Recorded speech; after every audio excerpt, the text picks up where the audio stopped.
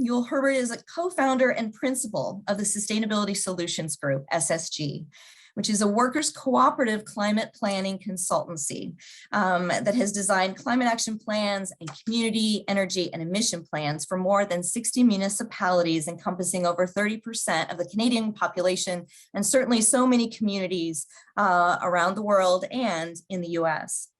He has led the development of the roadmap for low carbon operations in the National Capital Region as well. Yul has pioneered land use and greenhouse gas emission planning in Canada, as well as, I mentioned, a number of other countries, and really helped to introduce LEED for homes rating systems in Canada, co-developed an integrated design process course used throughout Canada and the US. He has also worked on with and led more than 40 community energy greenhouse gas plans and models across various countries.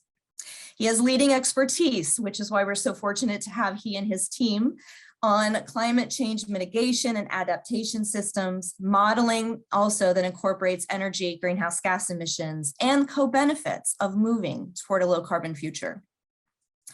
Yul serves as director on a number of boards related to being a research chair in the Sustainability Community Development Board in Canada, the Canadian Worker Cooperative Federation, and also part of a community land trust. Yul, honored to have you join us, and the screen is yours. Thanks very much, Marian. It's a pleasure to be here, and the more I learn about AIMS, the more I am excited to come and visit. There's so much going on, as was highlighted in that video, and also the mayor's comments. So I'm going to try and tell the story of the opportunity of climate action, also the process of climate action planning, and highlight different ways that it's possible to get engaged. And so most municipalities in North America are undertaking climate action plans. It's becoming a default activity for communities in North America now. And climate action planning itself, I'll talk a little bit about and how that process is unfolding in AIMS. But before I do that, I just wanted to set the context. So climate change has been a clarion call, an emergency for a number of years. And we see every month a new report released that highlights the imminence and requirement for immediate action. I've highlighted a few here. The International Energy Agency is one that really defines investments by countries and by companies. And they issued a landmark report last year that said that we do not need any more investments in oil, gas, and coal. And that's had huge implications for the direction of energy companies. Already a number have pulled out of major energy projects as a result of that report. Another major report that was released is from the scientific community, which stated that we are currently in a position of a code red for humanity. And so this is another call for leadership, highlighted in this case by the UN Secretary General. And then lastly, there was a gathering of world leaders in late last year in Glasgow, which was highlighted by the call of a desperate hope. And so you really see this sort of call for moral leadership from all different elements of society. But what has really changed, I think, in the last year is a different focus. Instead of a focus on sacrifice, on giving up, which is really what climate action was characterized pre this meeting in Glasgow last year, to climate action as opportunity. And that's playing out in all sorts of different ways in communities, in business, in policy, and so on. And we're seeing that change in that dynamic across all of the projects that we're working on. So just to highlight why that has happened in I think probably the past 15, 20 years, most policy was around carbon tax, around kind of sacrifice or pain. So it was restrictions, regulations, all of those kind of measures that were required to address climate action. And then all of a sudden that switched. And I think last year was the point at which that switched. And the reason that it switched is because all of a sudden renewable energy became cheaper than fossil fuel-based energy. Technologies are coming to scale, like electric vehicles and solar. All of a sudden finance is deeply focused on decarbonization and low carbon options. there's a bit of a race between China and the US going on in terms of who can decarbonize more quickly. So that's playing out in technology and policy sphere.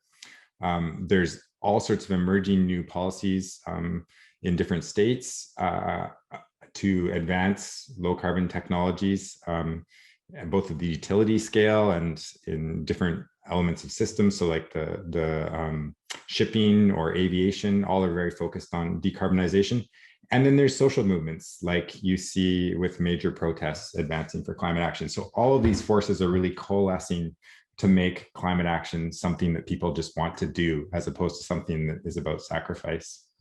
And we start to see this playing out in the economy. So for the first time, this is an article from a couple of days ago in New York Times, electric vehicles surpassed diesel in Europe for the first time. In a major auction for offshore wind, the oil giants who would typically be looking for oil are now putting forward proposals to do major wind farms and taking a large chunk of their capital budget to do so. So you can really see this shift rolling out across the board in every sector of the economy. A major pivotal point last year, again at the Glasgow conference, was an alliance from finance, and capital is really driving a lot of these changes. And so this was most of the world's major financial institutions, whether they're publicly traded companies, financial institutions or banks or otherwise, who announced $70 trillion. I can't even conceive of how much money that is, that they're going to direct to financing low carbon transition or decarbonization. However, despite all of that, we know that we are not moving fast enough. And the science tells us, sorry for this graph, it's a little confusing, but along the top, the blue bar, you can see where policies and actions are taking us. And then there's various pledges which reduce the emissions more. But the green bar at the bottom is where we need to get to, and that's limiting warming to 1.5 degrees. And there's generally consensus that if we get warming of more than 1.5 degrees, we're in a lot of trouble. And so there's a big gap highlighted by that red arrow between all of these policies and the implications of those policies and where we need to get to. And so that gap is really what many people are focused on, including cities. And you'll see if you dig into it a little bit that cities are actually leaders in this space. They're pioneering different approaches to building retrofits, to electrification of vehicles, to supporting active transportation. And often those policies roll up to the state and national level. So that brings us to AIMS. And so we're embarked, sorry, kids in the background here, on a climate action planning process with AIMS. And climate action planning is really interesting because it touches on every aspect of a community.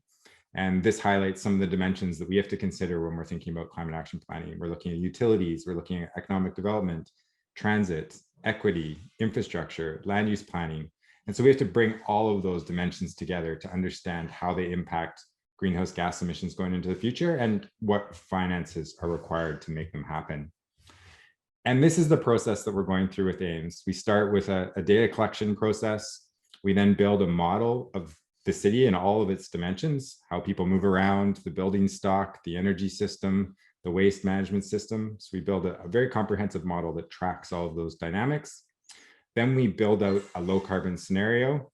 And that low carbon scenario consists of all different actions. They could include more walking and cycling. They could include electric buses, like the mayor mentioned. And then we evaluate the financial impacts of those actions. And we design an implementation plan. And the implementation plan could include policies, it could include incentives, it could include educational actions, and the community and the city helps to define what that implementation plan looks like. All of this comes together into a document that is the guiding document for making it happen. And that becomes the final plan for AIMS. So we're in the middle of this process right now with the low carbon scenario, and we're identifying which actions to model. So if you look at AIMS, it's a mid-sized city, 66,000 people. This is in 2018, 28,000 households, 39,000 jobs, which is a high proportion of jobs to the population, and 26,000 vehicles. So we basically, to decarbonize, we need to make sure that those 28,000 households don't use any fossil fuels. The 26,000 vehicles are all powered by clean energy sources, most likely electricity. In terms of the current state, the city uses around 12 million BTU. That generates about 1.2 million or 1.2 megatons of greenhouse gas emissions. And that comes out to about 19 tons per capita, which is high relative to other jurisdictions. So it's a relatively high per capita emissions, but a high per capita means that there's just a lot more opportunity to reduce emissions. It's not necessarily a bad thing. This is a profile of the emissions by fuel type for Ames. And the starting condition is on the left-hand side, 2018, and we go out till 2015. And this is a business as usual projection. So what would happen if we don't take any actions? You can see the emissions hover around, in this case, it's kilotons. So again, 1.2 million tons drops down a little bit and then goes back up as the population increases into the future. There's a few interesting dynamics at play. One is highlighted by when the city started to generate or keep the emissions reductions associated with wind generation in its electricity system. Two is highlighted when coal is phased out for the heating system for the university. And three is the blue line is gasoline, emissions from gasoline, and that's as a result of more electric vehicles coming on stream. So it dips slightly, not a dramatic transition. You can really see that most of the emissions from Ames are from electricity, followed by natural gas, followed by gasoline. So those are the things, those are the pieces we need to reduce. And this is the trajectory of reductions. You can see it's very dramatic, it's very fast. And to make that happen requires a lot of work and a lot of capital investment. And the way we approach decarbonizing a community like Ames is first we try and maximize efficiency. And efficiency, as much efficiency as we can do, means that we don't need to buy the equipment to produce that energy or need to produce that energy. So efficiency is just a win-win-win. And an example of how you might achieve efficiency is retrofits, or shifting a driving trip to walking is also another example of efficiency. The second step is fuel switching. So we need to switch from fossil-based fuels to clean sources, and that typically means electricity. So for example, heat pumps or electric vehicles. And the third step is renewable energy. And that means that once we've switched to electricity, we need to make sure that it comes from clean sources. And Ames is already well down that path on number 3 in particular. I want to just highlight the financial case for efficiency. If you take a building, typically the low cost measures are LED lights. Weather stripping maybe is a little bit more expensive or has a longer payback. Attic insulation, even longer payback, so the price is increasing. And then envelope upgrade, where you replace the insulation or the windows, is very expensive. But if you can do those measures, you can make the fuel switching much cheaper. So if it's a more efficient home as a result of the envelope upgrade, the heat pump can be smaller, and that reduces that capital cost and that operating cost. Then you don't need as much equipment to power that heat pump, so the PV system becomes smaller. And so this really illustrates the need to consider the building as a system. From even more than a system, if you look beyond the households, in particular, the grid is the part that really is impacted by this transformation. And so in this case, the transformer doesn't need to be upgraded. So just looking at the same kind of story for transportation, the number of trips. So if we can avoid trips through teleworking, if we can make those trips shorter, and that's really about land use planning.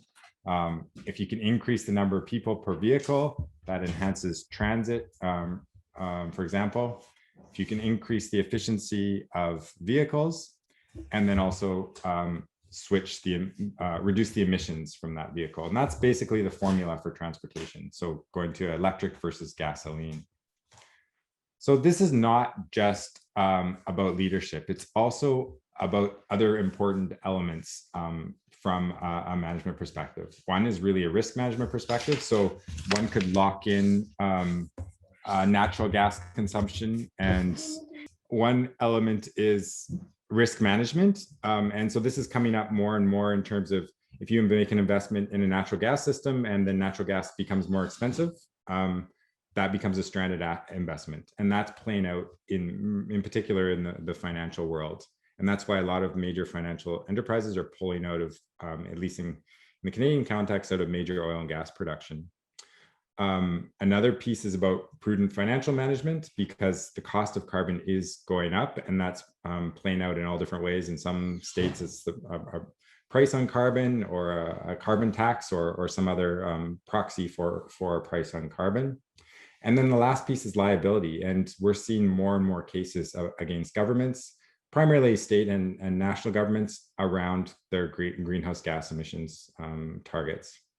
And in fact, there's been some major ones recently against Shell, which required them to increase their climate ambition, and it was successful in a Dutch court, and then also in the UK government, a major court case. So those are other factors that are really driving action. So now I just want to highlight some exciting opportunities for small businesses, or new business opportunities. And this is an example of bicycle freight, which we're seeing take off in many cities. And all sorts of interesting new bicycle vehicles that are being developed to support that. This is one of my favorite, moving a lot of beer kegs by bicycle. They are electric power assisted, just in case someone is concerned about the physical strength required to move that number of beer kegs. Another one that's a really fascinating one is renewable energy cooperatives. This is really taking off in Europe, but also in North America on a smaller scale, when people band together to finance either solar or wind projects, in some cases even district energy projects, and then the dividends come back to local community. Another one that's just emerging is people-powered retrofits. Again, it's a cooperative that's doing building retrofits. And one of the problems with building retrofits is really a trust issue. Do you trust the contractor? Do you trust the technology they're installing? And so in this case, people are collectively vetting technologies and approaches to retrofits, and then actually collectively undertaking those retrofits. So it's a lot of peer learning that's happening. And then the last one, which is a really fascinating example, is called Energy Sprong. And instead of retrofitting building by building, you basically build the components in a factory and then install them over top of the building. And you can turn any sort of building into a very high performing building in a matter of hours without disrupting the occupants. So this approach is gaining a lot of traction in different cities. I've highlighted a few other activities or opportunities that I've noted here by sector. I'll just leave that for people to review in their own time. There's many, many, many other opportunities that are emerging. And I wanted to show that we will be quantifying the dollar value of each of these opportunities for AIMS. We haven't done that yet. This is from another city, but you can stay tuned and you will be able to see what, for example, is the potential investment in heat pumps that will happen year over year, or potential investment in electric vehicles or electric vehicle maintenance. But we will be quantifying all of those to show what they look like at the community level in AIMS. So the last couple slides, what can you do as a household? Certainly decarbonizing your household involves a building retrofit, installing a heat pump, installing solar panels, walking, cycling, purchase an e-bike or purchase an EV, and then some collective efforts such as starting an energy cooperative. Similarly, as a business, setting a target is really important. And hopefully there will be a mechanism for registering that target with the city at some point. And then similarly, undertake a retrofit or sign a green lease, depending on whether you own or occupy. Install a heat pump, install solar panels, and join a peer network. And then lastly, participate in this process and bring your ideas. And I will leave it there.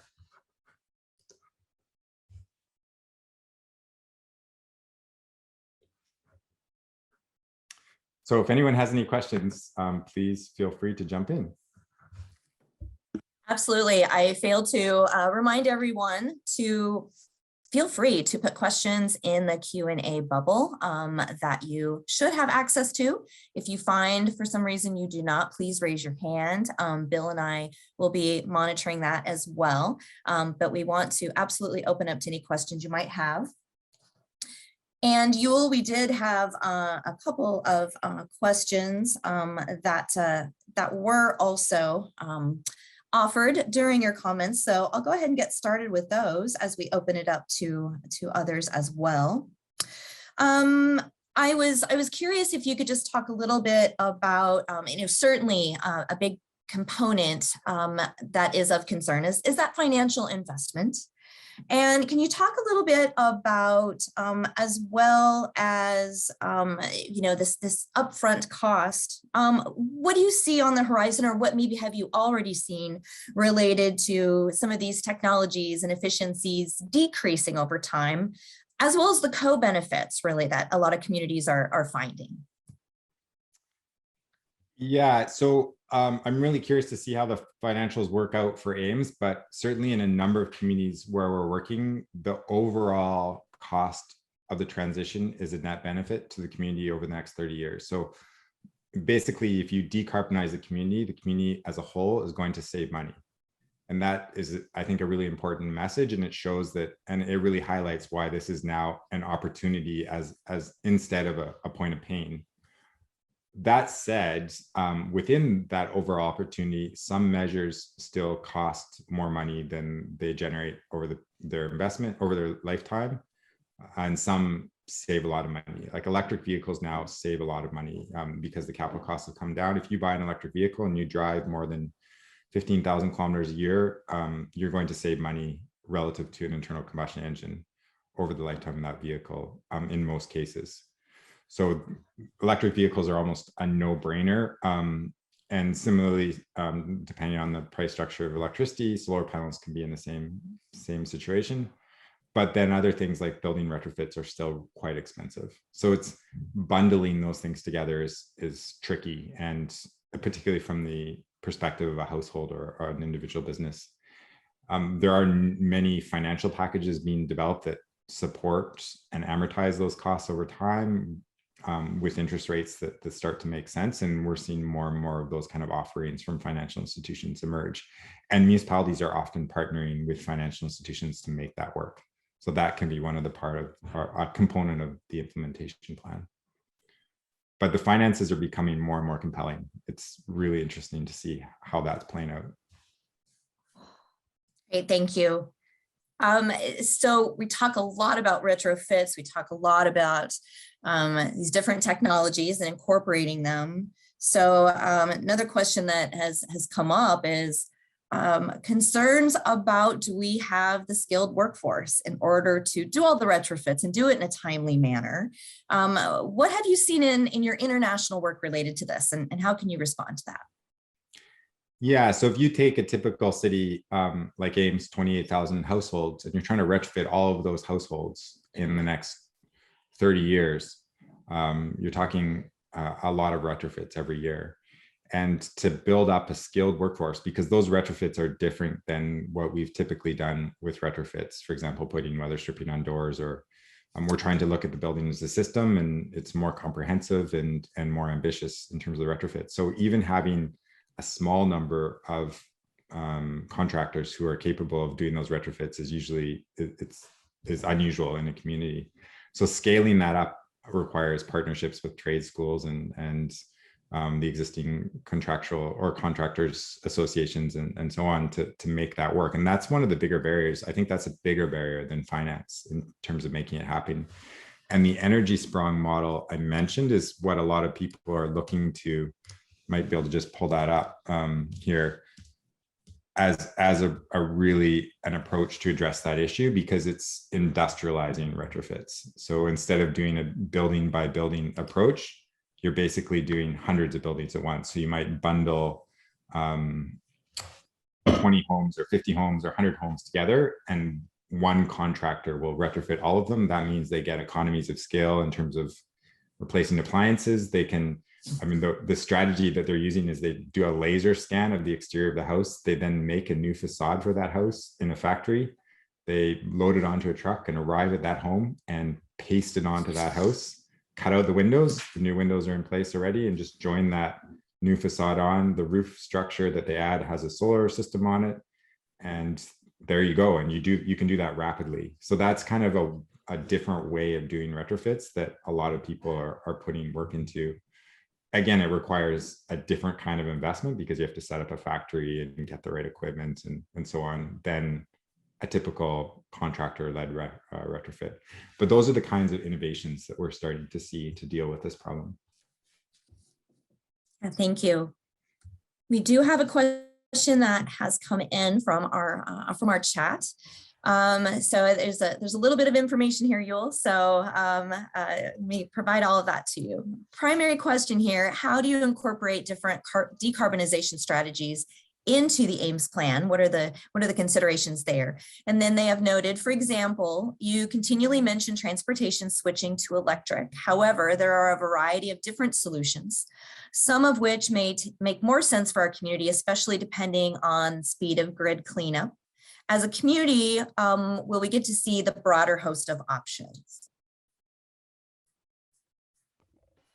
So I think, again, from an efficiency perspective, first and foremost, not driving is always the best option, from a health perspective, from a materials perspective, et cetera. Once you do need that vehicle, then most of what we're looking at is electrification, and we're seeing electrification happen in every vehicle class, whether it's a light duty vehicle or a heavy duty vehicle. There are some clean hydrogen powered or hydrogen powered vehicles that are coming as well and deployed in some of the places that we're working, but the scale of that tends to be much smaller, and clean hydrogen is difficult to source. Most hydrogen is not, as they call it, green hydrogen. It's more blue hydrogen, which means it's produced from fossil fuels. So I don't know that there's a lot of other options besides electrification. I'm curious, but if there are, I'm curious to learn more for sure. Well, and I think you alluded to something really important in the consideration of basically our menu of options. And that is really just looking at increasing efficiencies of our demand and the loads on our current systems. You know, that in and of itself is an immediate reduction of any sort of fuel demand, be it renewable or non-renewable. And that just also ensures the sustainable consideration of our energy needs as we move into the future, regardless of what our strategies are. Is that a correct statement, Yul? Yeah, I mean, it's really interesting to think of, say you do electrify all the transportation system, so everyone's driving around electric vehicles, whether for business or household reasons. And then you have to charge all those vehicles. And so depending on how they charge, that could cause a significant peak in the need for electricity generation, for example, in the evenings, if everyone's charging in the evening. And so if you can actually get someone who is going to drive to work, to walk to work, you're actually reducing the need for that peak generation to happen, which can then reduce the burden on the need to put up new wind farms or new solar farms. So efficiency has cascading effects throughout the system, and particularly as we electrify heating and transportation, you can really reduce the capital costs required in the grid, and also therefore the reduced operation or per kilowatt cost of electricity. So efficiency is at the heart of everything, and it just has a cascading effect that goes all the way back, all the way upstream through the system. And I think efficiency continues throughout, years to come. It doesn't necessarily go away in a net zero future. So one thing that I think definitely impacts any community is related to, of course, you have those larger entities, those larger businesses, those larger members that are utilizing and need for their business operations and their missions, and to provide the services and products to their customers, of relying on a lot of energy use. And then you have a lot of our smaller businesses that don't have as much of maybe that initial input into emissions, but certainly it is a collective community effort.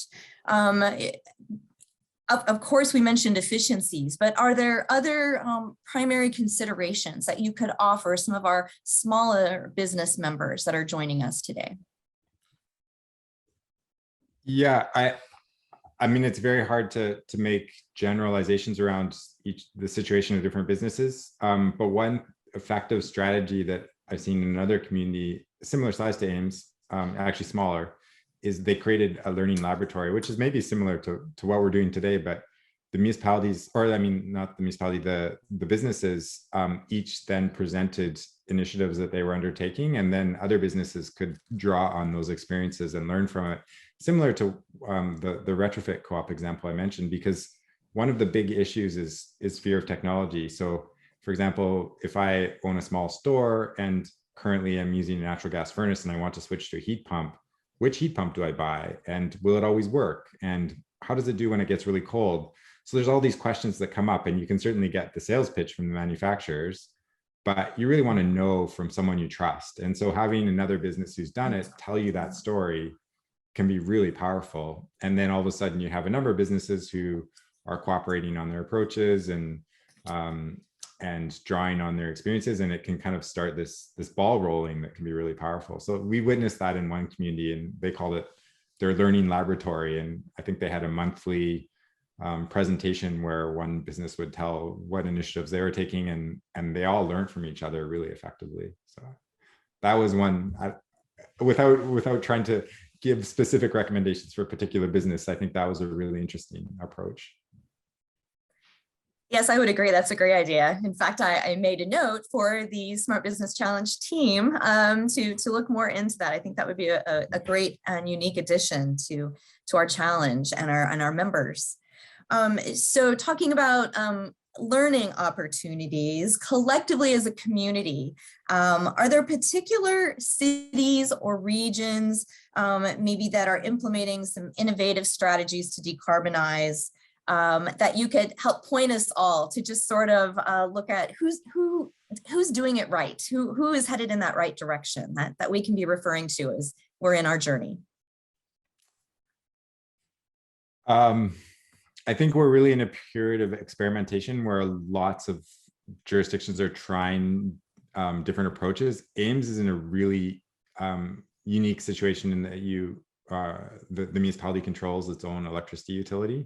And that gives the municipality a lot of levers that most municipalities do not have. And certainly a number of those levers have already been applied in terms of the wind generation and solar projects and so on. So continuing with that and using that that mechanism is there's so much that can be done. I mean, there's models like energy as service, where you just get a flat energy cost per month, and it's the incentive is on the utility to reduce your energy consumption as much as possible through so the utility starts doing retrofits. So there's all sorts of interesting models that can be tested using that utility that Ames already has. I mean, there's all sorts of other best practices in terms of new construction, and passive house is, I think, the standard that most people are focused on now in terms of the lowest carbon way of constructing a building. There's also passive house retrofits, which is a standard for achieving a certain level of emissions and energy savings with the retrofit, which a number of buildings or municipalities are piloting, and they're also incentivizing those retrofits. Integrating land use policy and climate action is a really important component, and a lot of people are focused on the 15-minute city, where people can access all of their core destinations within 15 minutes, which probably won't be too hard in the Ames context. So I think there's lots of different themes, and some of those will be drawing out in the implementation plan, and certainly any ideas that people have would be awesome to hear. Yes, I think it is an exciting time. We have many opportunities before us. One thing I know that all of us are wrestling with, whether it is as a business owner, as a member of an organization, within our workplaces, within our homes, within our families, is the piece about changing behavior. Obviously, a low carbon future requires some behavioral consideration and behavioral change. Can you talk about at all different strategies? Obviously, we're looking at some of those strategies within our climate action planning process, but can you talk about some different ways that other communities that you've worked with have addressed this opportunity and the challenges, and maybe offering us some initial ideas in talking to our employees, our colleagues, and those that we are in connection with in the community as we're moving forward. So I think from my personal experience and also witnessing what's happening with municipalities, behavior change is very challenging. And there's so many reasons why it's challenging. There's so many pressures on households and individuals in terms of economic challenges, family challenges, etc. And so the structures that I think have been really working that we've been witnessing are collective efforts. So for example, in one municipality, a more urban municipality, a group of neighbors got together and installed a geothermal system in a lane behind their homes to power all of their homes. So that collective effort, I think, because then they get support from their neighbors, they build relationships, they build a network, and they do something collectively. Or a renewable energy cooperative where you're raising money collectively to set up a solar system on top of a school or on top of a publicly owned building. So that collective effort is when neighbors or community members support each other, seems to be the key element for actually successful behavior change, because it's really hard to do it on your own. One other example we've seen is a smaller municipality in the UK hired people to go and work with households to change their transportation behavior. So they looked at they sit down with them in their living room. It's kind of hard to do in the COVID era, but looked at their trip making patterns. So where do you need to go during the day, to school, to work? What are your options for getting there? Here's some incentives that we can give you. And let's try this out for a week, and then we'll come back next week and see how we can change it. So that level of support from the municipality, and that was a very successful effort that really changed the transportation behavior of that particular community. But a significant effort in time and also incentives and so forth. So behavior change is not easy. I'm sure we've all tried. New Year's resolutions come to mind. Who successfully implements one of those? Yes, indeed. I mean, adding new structure to life is definitely a journey. So I appreciate that. Some very interesting ideas. And we've been talking a lot about some of the different considerations to make related to investments and strategizing and options and sort of that creative thought in moving forward toward these goals that we have set for our community. I think it's also important just to talk a little bit about how impressive a community is that has accomplished goals related to a net zero future and a really unique sort of I guess, for lack of a better word, marketing opportunity related to this extra leadership, this extra commitment, and particularly for our businesses, in being able, part of the challenge and actually the first and foremost consideration of the challenge is celebrating our businesses that have made that leadership in sustainability. So I wondered if you could talk about some of those once the goals are set and momentum is taking place, some of those wonderful moments of pride that you have seen in communities toward that extra leadership that they have taken and that they're able to talk about in their community, and to businesses looking at joining the community, people looking at moving into the community, that sort of thing.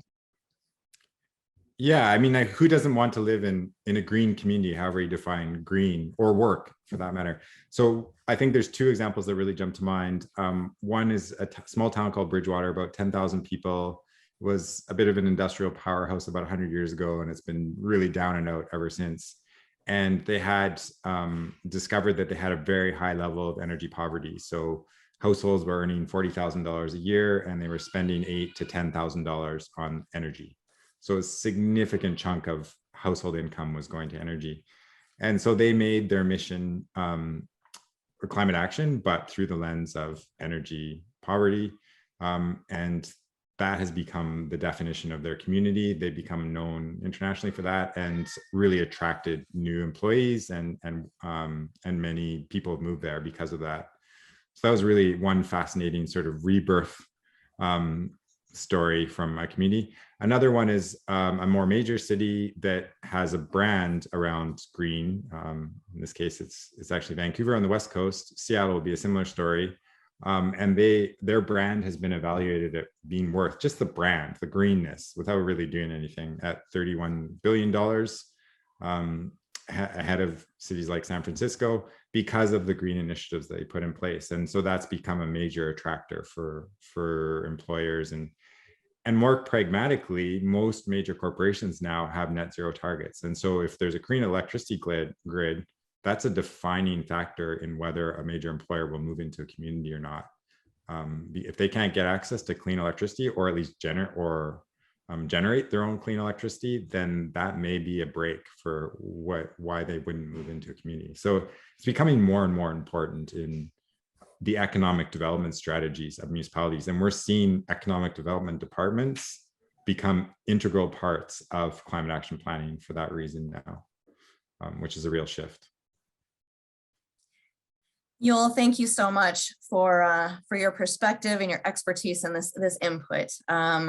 Both sharing what you did with us today related to this recognition event, and certainly the ongoing leadership that you and your team have provided, really to ensure our pathway forward is the most beneficial and relevant one to our Ames community.